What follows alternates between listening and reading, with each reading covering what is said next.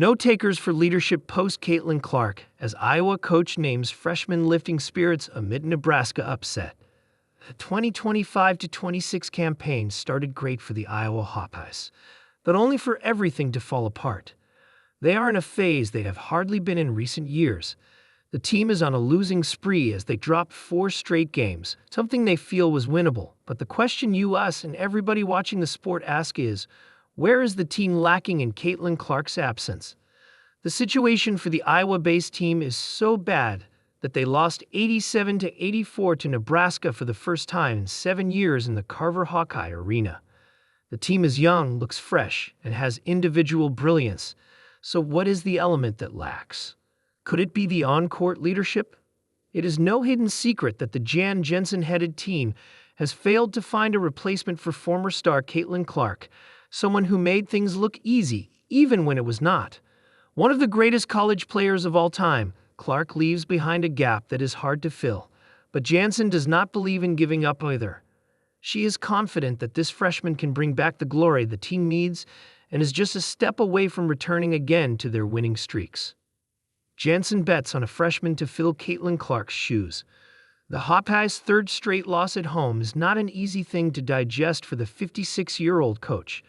But she thinks the Clark-led Iowa is now a thing of the past, and the new girls have talent.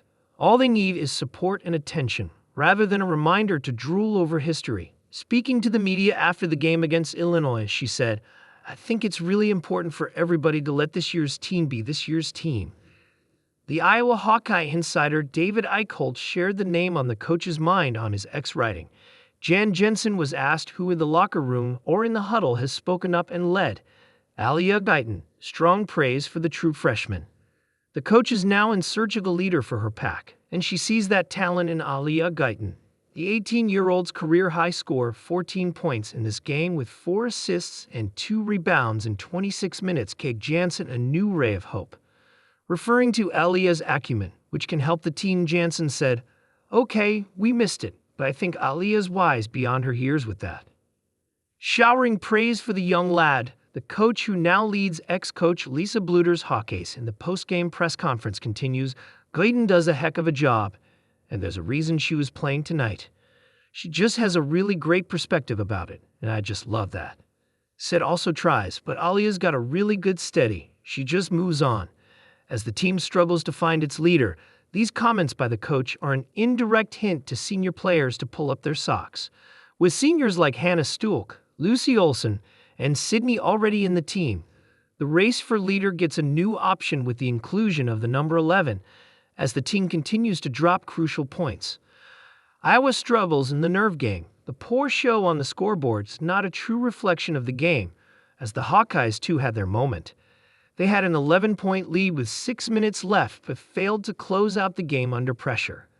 This remains a cause of concern as they got exposed against the Cornhuskers. The misery does not stop here.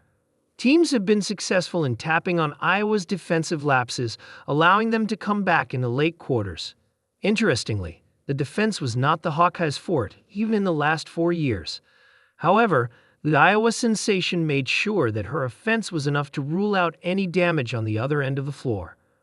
Former Iowa women's basketball player Caitlin Clark reacts after a foul call on Iowa during the Drake versus Iowa basketball game at Knapp Center on Sunday, November 17, 2024, in Des Moines.